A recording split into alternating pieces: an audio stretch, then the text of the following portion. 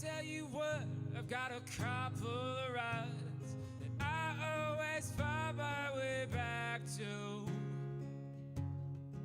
Hi guys, this is Music Monday on Set Live Productions. My name is December. I'm joined with my friend Stephen Vila, a local photographer, and we are going to sit down with Skyler today and talk to him about his adventures in the local music scene. So Skyler, do you want to kind of just, one, tell us what kind of sound of music you have and how did you come about to get involved in music? I would kind of put me in terms of sound, just kind of folk singer-songwriter, I guess, at the very base. Starting music goes back to like when I was in grade school. I was in a private Christian school, and every morning, I think it was in third grade, our teacher would pass out hymnals, and we would all sing for like 30 minutes these old Christian hymns. And that just kind of started everything from there. So just lots of doing music in the church scene, growing up for forever, and then that is kind of how I got my start.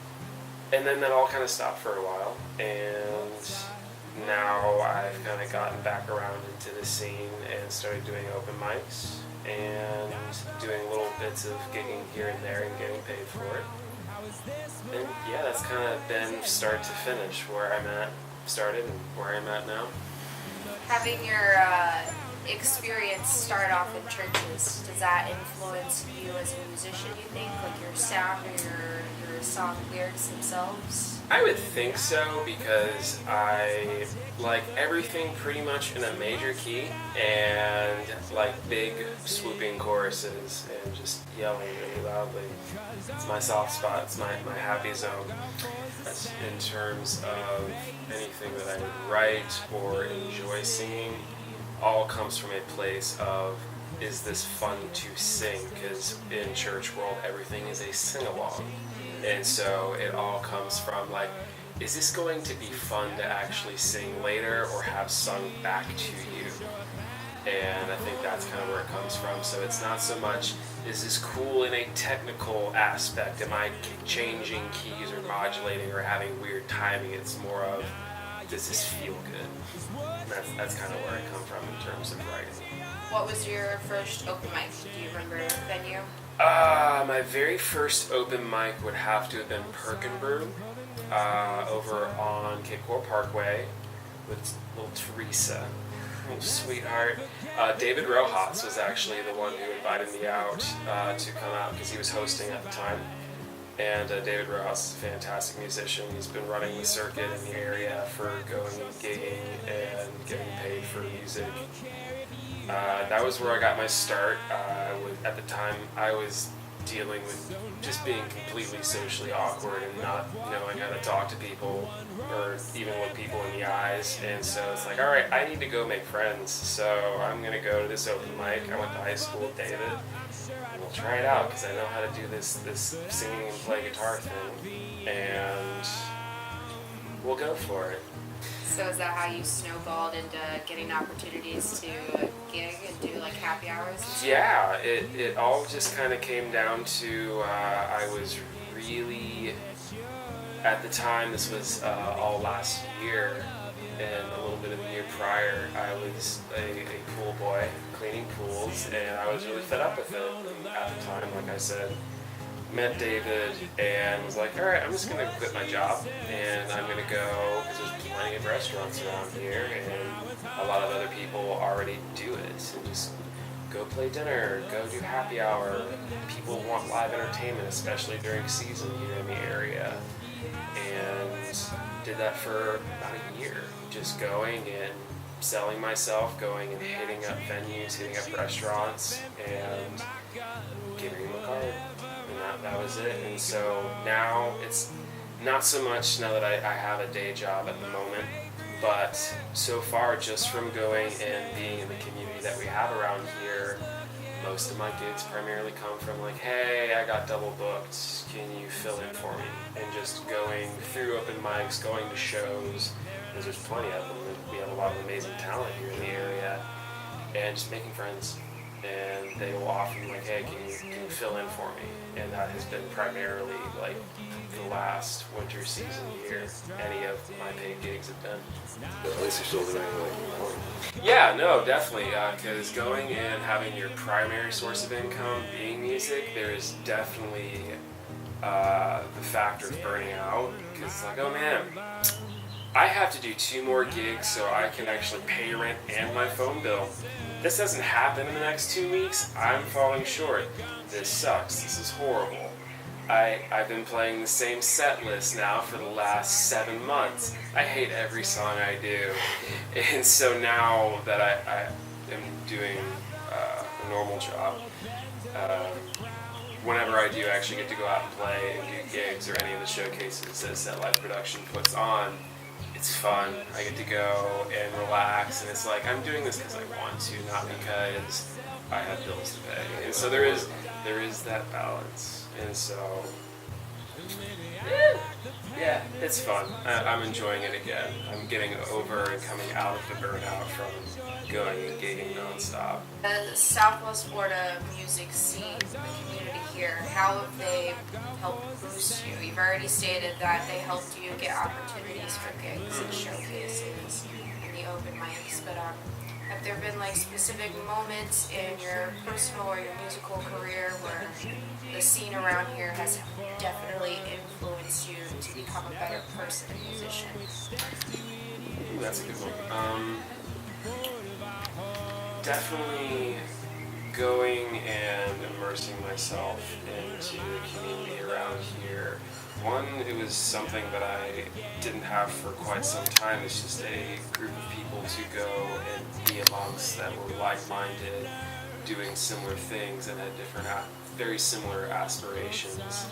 And so in a way, being around all these musicians helped kind of stoke my own fire, keep me accountable. It's like, alright, these are people that are of all different calibers and all different levels of talent, and we're all consistently at whatever point we are in our own musical journey and growth, they're still going and doing it week in, week out with whatever endeavor they're going with. And so in a way, it kind of keeps you from slouching. It's like, I'm bored, or like I feel I'm happy with the level that I'm at. And it's like, oh man, you go to a show like on a weekend, it's like, man, I remember X person like a year ago, and I see how they've grown and they've gotten exponentially better, or even like a month ago, like, man, you added this new thing to your set.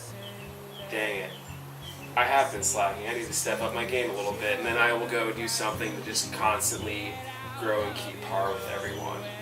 As far as different instances where it has helped me grow, I definitely want to give a big shout out to number 3.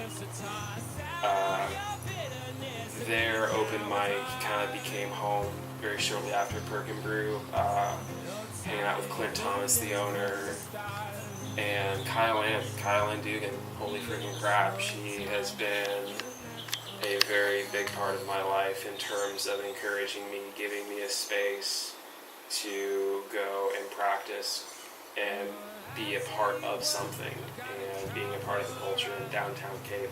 It's been my spot. It's been my rock for well over a year, 2 years now. Just something I know every week I will always go back here, and even if I miss a few weeks here and there, they're still going to be there doing it, and a lot of the same people will be there, and you'll get different offshoots, especially when season comes around. And so there's a new flavor coming in every week. And so having her being one of the helping hands of like, here, I got this gig going on this weekend. You want to come and like play in between my set, or I want to go split this gig with me. And so her kind of taking me by the hand, like, here are all my friends. Here's everyone that's doing stuff that's fun and cool. And yeah, definitely I think she was a big part of it. And then of course Frankie Colt and the empire that she has built over the last 5 years. Always having that to go and be a part of and check out. And everyone that's growing in doing everything over at Hal, it's like, all right, gotta keep up with Hal kids. They are very supportive, which is awesome. Yeah, like, you're still putting time in this day and age to go and actually do art. Like, I don't know, maybe it's I'm getting old and everyone my age is like, no, I have to go do a job now, I have to set up for my retirement, and I've got shit to do. What do you think we can expect within the next year amongst our scene down here, and also what are you kind of projecting for yourself? Like, what are your personal goals for next year? As far as the scene itself, I'd love to see people go and launch to bigger arenas, being able to go and play outside of here and not just run the normal circuit, like people that have put in the time, the energy, not just in their own ability, but like actually recording, actually going and getting their EPs and their demos done, being able to go to other parts of Florida, maybe even outside of Florida, to go build their fan base, get a bigger audience, and get more recognition, and hopefully just get more money for their time. As far as me, if anyone has known me for any amount of time, I talk a lot and talk of my aspirations, and half the time I don't back them up, especially when it comes to my own writing. But I would like to this year, now that I have a stable job, not gigging as much, spend more time on actually writing out my own music versus I have to go and constantly learn these new covers or tie these covers down because they're my bread and butter. So I would like to actually, by the end of the year, at least have something. We've had a number of my friends finally put in enough of their own blood, sweat, and tears to actually make something with the numerous recording artists that are here in the area, Juniper Records. And, yes, bless them. Me, that is my goal, is to actually go write, have something physical, tangible. I'm like, yeah, this is what I sound like. Here's my soul. Here you go listen. My one token song that allows me to say I'm a singer-songwriter at the moment. Is actually, there's a live EP recording of it on a compilation album with about 10 other local musicians in the scene. I'll throw a link somewhere so that you can listen to it. But do you want to maybe talk about that song a little bit? Like, how was the process of creating that song for you? The writing of that song was you and other friends hanging out one afternoon, us sitting down and be like, hey, what do you have for material? You need to write a song. Sit down, put the puzzle pieces together and just write it, give us something.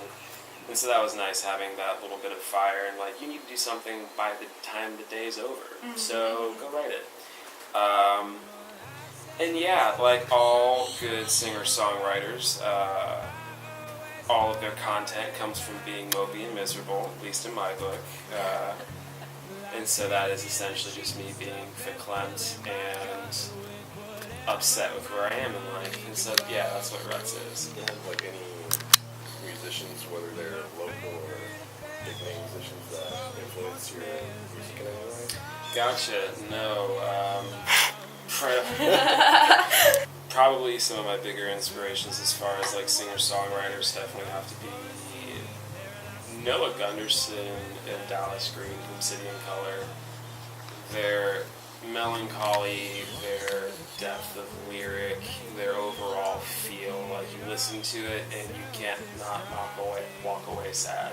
Like, just how it is. And I get them on many different levels, and they're very simple. They're not overly complicated in their writing, or their playing style. It's just simple acoustic. Like, here, this is the progression.